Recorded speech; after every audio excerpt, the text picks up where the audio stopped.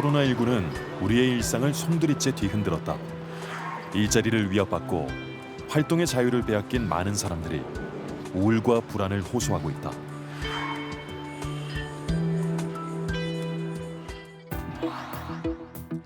지난해 한 조사에 따르면 10명 중 4명이 코로나 블루를 경험했으며 이 비율은 남성보다 여성이 많았다. 원인은 사회적 고립감, 건강 염려, 취업 및 일자리 유지의 어려움 순으로 나타났다. 그 코로나 상황이라는 거는 평소와 다른 굉장히 비정상적이고 스트레스가 몹시 증가한 상황이거든요. 이런 우울감, 불안감 내지는 불면증 이런 것들이 정신건강에 문제가 없던 분들한테도 생길 수 있는 그런 시기죠. 생활 반경을 제한을 하고 생활 리듬이 달라지거든요. 그것에 의해서 우울해지고 의욕이 떨어지고 사람이 상당히 민감해지고 예민해지는 그런 형태의 우울증을 이야기한다고 하겠습니다. 코로나19가 확산되면서 병원을 찾는 환자들이 대폭 감소했다. 하지만 다른 진료와는 달리 정신건강의학과 환자들은 크게 늘고 있다.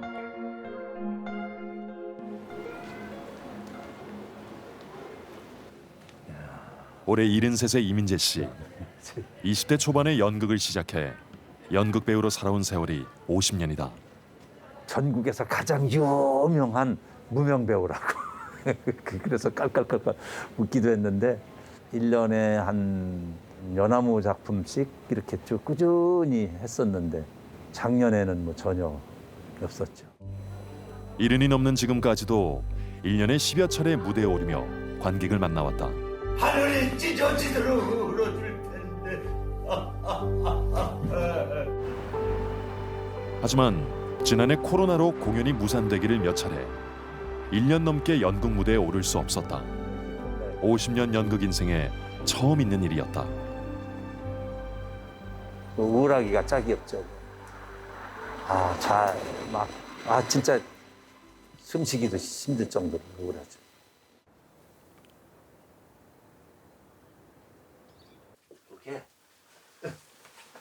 늘 활기 넘치게 살아온 그는 2003년에 댄스 스포츠 지도자 자격증을 땄고 20년 가까이 댄스 강사로도 활동해왔다. 여러 방송에 출연하며 관심도 받고 얼굴도 알렸다.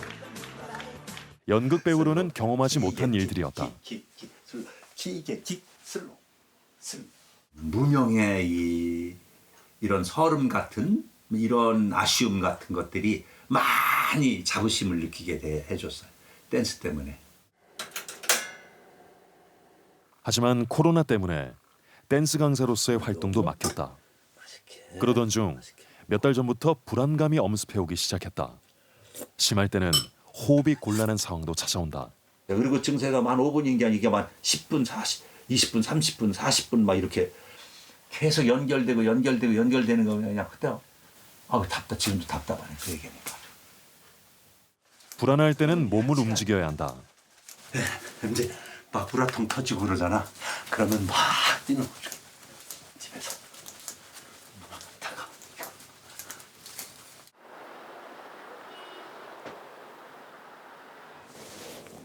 이민재 씨는 현재 어떤 상태일까? 감사합니다. 사실은 이제 제가 배우라고 했는데 굉장히 그 무명 배우죠. 그러니까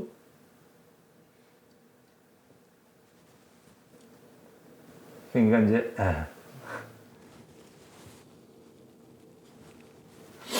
예술을 하시는 분이잖아요. 그런 감성적인 게 또 있거든요. 이런 상황을 겪었을 때 더 힘드신 경우가 많아요.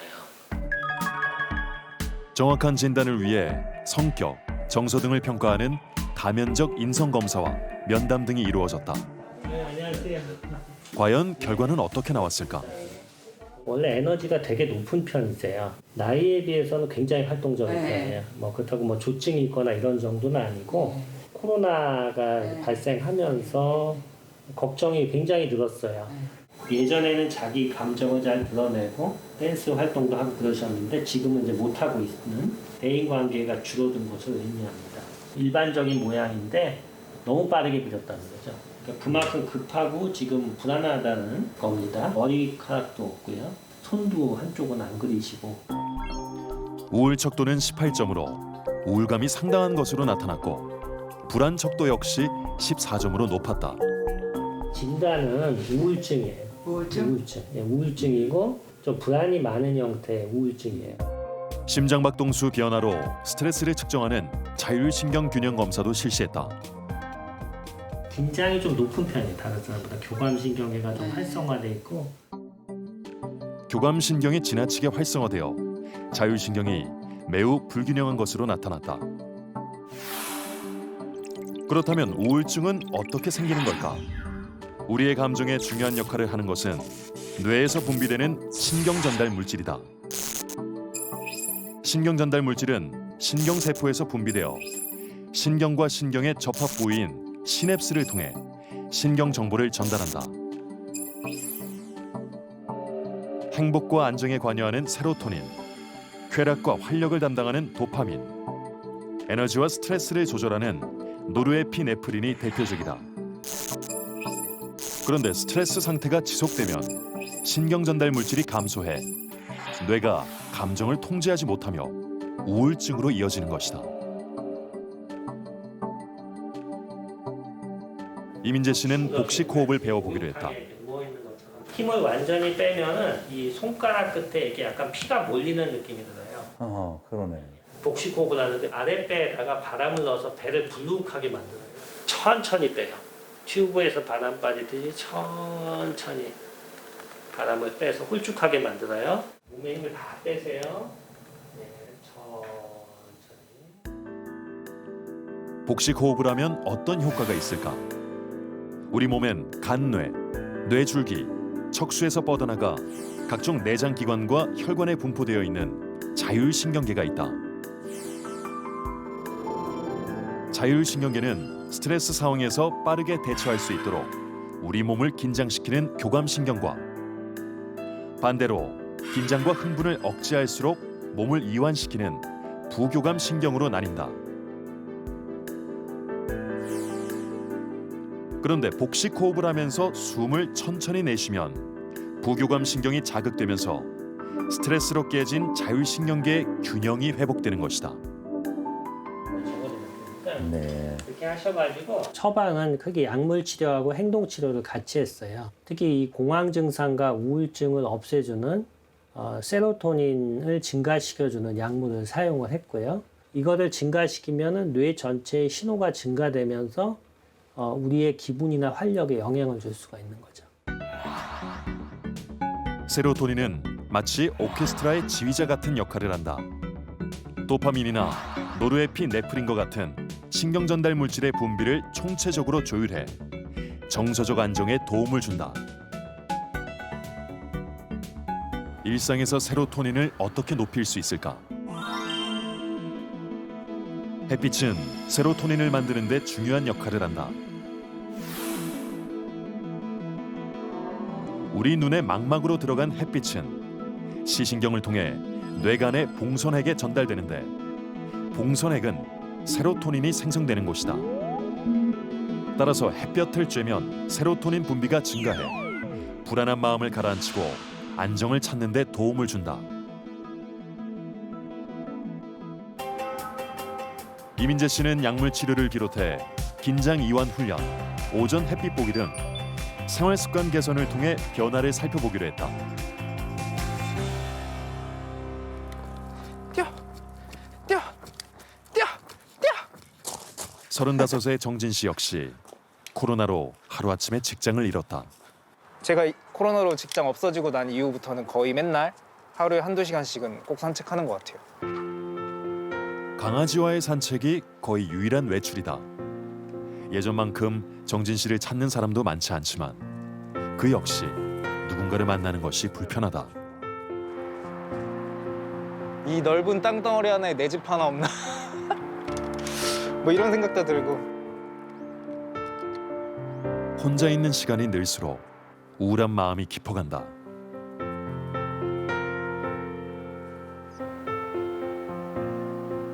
어려서부터 노래 부르기를 좋아했던 그는 20대의 트로트 가수로 데뷔했다.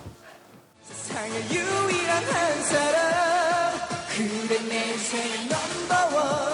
그러다 이태원의 한 클럽에서 가수로 활동했다. 팬들도 많았고 벌이도 괜찮았는데 코로나로 인해 지난해 클럽이 문을 닫았다. 이게 왜 이런 시련을 겪어야 되지? 막 이런. 왜 내가 그냥 그래도 잘 살았는데 그래도 나름 재밌게 산다고 막 욜로족이라고 그러고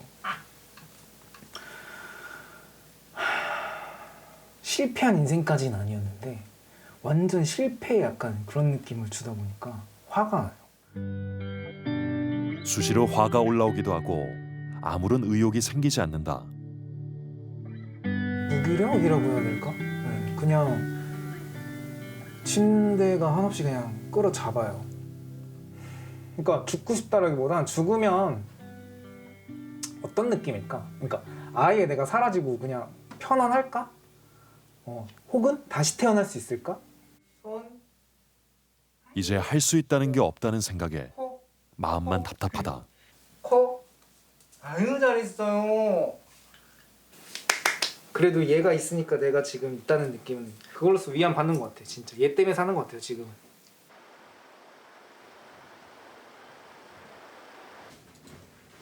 현재 정진 씨는 어떤 상태일까? 진료실에서만 나게 되네요. 잤나 싶은데 깨면 1시간밖에 안 지나가 있고 약간 이렇게 자주 깨는 편이에요.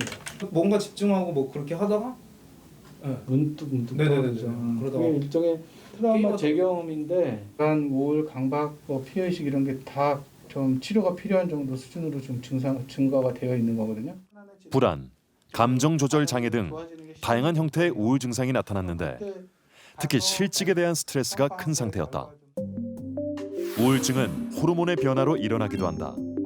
호르몬은 뇌하수체, 갑상선 등의 내분비 기관에서 분비되는 물질이다.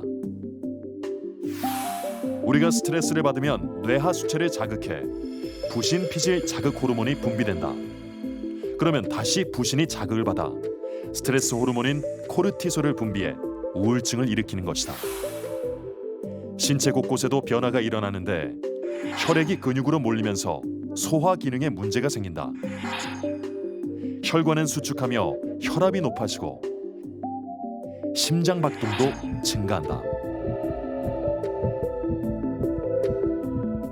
이러한 스트레스 호르몬의 분비가 지속적으로 계속 높은 상태가 되다 보니까 교감신경계가 지속적으로 항진된 상태가 되고 그래서 만성적으로 예민한 뇌 상태가 되면서 뇌에 무리가 오게 되고 우울증은 뇌 자체의 변화를 가져오기도 한다. 스트레스 호르몬인 코르티솔은 기억력을 관장하는 해마의 신경세포를 파괴해 해마 자체에 손상을 준다. 또한 감정, 문제 해결 등에 관여하는 전두엽의 활성도를 낮춰 감정과 충동 조절이 힘들어진다. 실제 우울증 환자의 뇌 사진을 보면 전두엽의 활성도가 떨어져 있다.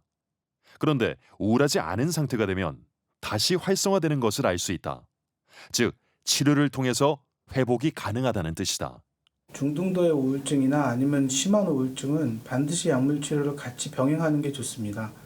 왜냐하면 이미 그 정도의 우울증이 나타난다는 것은 뇌 안에서 굉장히 우울한 감정을 일으키는 그런 뇌가 활성화되어 있고 회복에 도움이 되는 뇌의 기능은 매우 약해져 있다는 뜻이거든요. 신경세포에서 분비된 세로토닌은 재흡수되기도 하는데 우울증 약은 이 재흡수를 막아 세로토닌의 체내 농도를 높이는 역할을 한다. 세로토닌이 풍부해지면 아이가 엄마 품에 안겨서 젖을 먹을 때처럼 아주 편안한 마음의 상태가 된다. 뇌를 억지로 재우거나 뇌의 기능을 억제하기 위해서 쓰는 것이 약이 아니다 라고 설명을 해드리고 있고요. 정진 씨는 치료를 위해 세로토닌을 증가시키는 항우울제를 복용하며 상담도 받기로 했다. 약간 너무 갇혀 살지 않았나 싶기도 하고 그래서 한번 도움을 받아보고 싶어요. 그런 행복 호르몬이 나오는 약물 꾸준히 먹어보고 치료를 한번 받아보고 싶다라는 생각이 들었어요. KBS 방송 이제 설정 중이고요. 유튜버로 활동 중인 서모니카 씨는 지난 겨울 직장 동료에 의해서 코로나에 감염됐다. 코로나 확진을 받은 지 오늘로 딱 한 달 차인데요. 30일 차인데.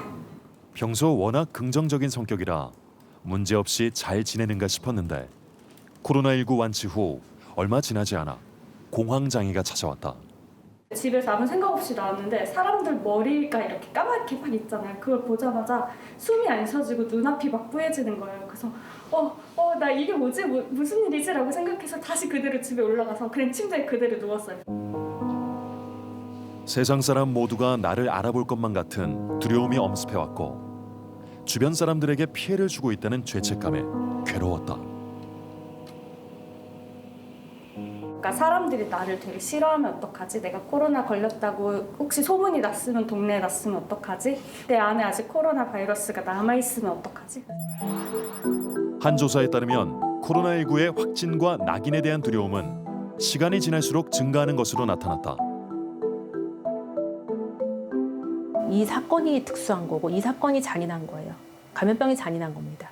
이분들은 이를테면 내 생명의 위협, 내 건강이 예전으로 돌아가지 못할 것이라는 어떤 극단적인 경험을 하시는 거거든요. 사실 이런 질병 자체도 우리가 겪게 되는 트라우마 사건 중에 하나입니다. 기억에 남는 가장 힘이 드는 말은 코로나 걸린 게 잘못은 아니잖아요 라는 말이었어요. 같이 누가 나만큼 슬퍼해주고 걱정해주고 이런 것들을 보면서 나는 이제 여전히 존중받는 사람이야. 이를테면 긍정적인 감정을 유지하면서 우리가 이제 이 트라우마 사건을 이기게 되는 것인데 이런 사회적인 지지 체계가 어떻게 작동하느냐가 또 이 사람의 어떤 회복에 굉장히 중요한 요소가 됩니다. 우울한 모습의 이 소녀는 누굴까요? 사생아로 태어나 주변 사람들에게 성적 학대를 당하고 흑인이라는 이유로 인종차별을 당하며 지옥 같은 삶을 살아왔다는 사람. 이제는 세계에서 가장 영향력 있는 여성이 된 미국 최고의 토크쇼 진행자 오프라 윈프리입니다. 그녀가 힘든 시기를 극복하는 데 도움이 됐다고 말하는 것 중 하나는 감사일기입니다. 하루 동안 일어난 일들 중 감사한 일을 찾고 최대한 구체적으로 기록하는 건데요. 여러 연구를 통해서 감사일기는 긍정적인 마음을 키우고 마음의 안정을 찾는 데 효과적인 것으로 나타났습니다. 코로나19와 함께 살아가야 하는 이 시대에 마음의 건강을 위해 우리가 할 수 있는 건 또 무엇이 있을까요?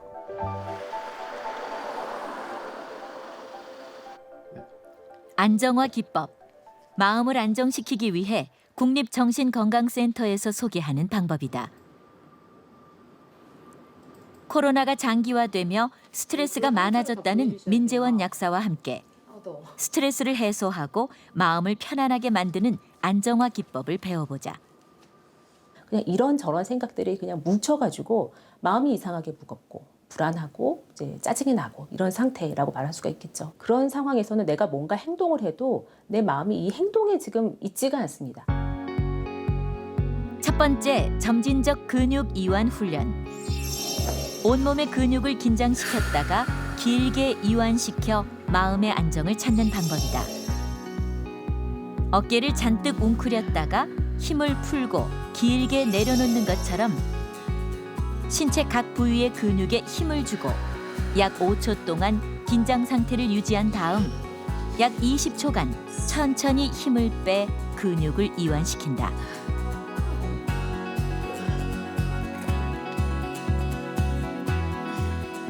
저의 혈액이 느껴지면서요. 이게 순환이 잘 되는 느낌에 막힌 부분이 뻥 뚫리는 느낌? 이런 느낌까지 얻었고요. 지금 어떤 자극이 주어질 때 자극 자체와 자극을 받아들이는 내 몸의 상태에 집중하는 것이 굉장히 이제 유용한 팁이 됩니다.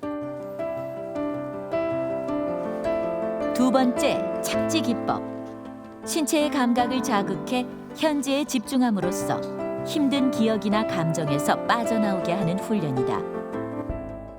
음악에서 지금 들리는 악기들이 어떤 것이 있는지, 그 음의 높낮이라든지, 그 소리에서 느껴지는 어떤 감정이라든지 그런 것들에 좀 더 집중하고 이 음악을 들을 때 내 몸에서는 어떤 반응이 일어나고 있는지 그런 것들에 집중하는 거죠. 내 손바닥에 느껴지는 부드러움에 집중하고 음식의 미세한 맛과 재료를 분석할 정도로 구체적으로 집중한다. 물이 넘어가는 그런 감각, 물을 마시면서 꿀떡꿀떡하는 그런 느낌들, 그런 것들을 통해서 다시 현재로 돌아오시기도 하고요. 이것이 내가 태어나서 처음 하는 행동인 것처럼 그렇게 생각을 하면 우리가 어떤 행동을 할 때도 집중하게 될 겁니다. 상념에서 빠져나올 수가 있죠. 감각에 집중하는 것은 왜 마음을 안정시킬까? 우리의 뇌에서 감정을 담당하는 곳은 변연계다. 변연계는 분노, 화, 불안 등 부정적인 감정이 있을 때 흥분된다. 한편 대뇌의 바깥층을 감싸고 있는 대뇌 피질에는 감각을 담당하는 영역이 있는데 우리가 착지 기법 등을 통해 오감에 집중하는 활동을 하면 감각 영역이 활성화된다. 그러면 지나치게 활성화된 변연계의 에너지가 분산되면서 감정을 조절할 수 있는 편안한 상태가 만들어진다. 이런 모든 감각 중추들이 활성화되는 것 역시도 대뇌 활성화를 통해서 변연계의 그 에너지를 분산시킬 수 있는 효과가 있습니다. 그런 신체적 감각에 집중하다 보면 자연스럽게 불안과 부정적인 감정들이 줄어드는 것을 확인할 수 있습니다. 또한 운동을 하면 대뇌 피질의 운동 영역이, 독서와 같은 언어 관련 활동을 하면 언어 영역이 활성화되면서 마음을 안정시키는 데 도움이 된다. 연극과 댄스 강습이 중단되면서 우울증이 찾아왔던 이민재 씨.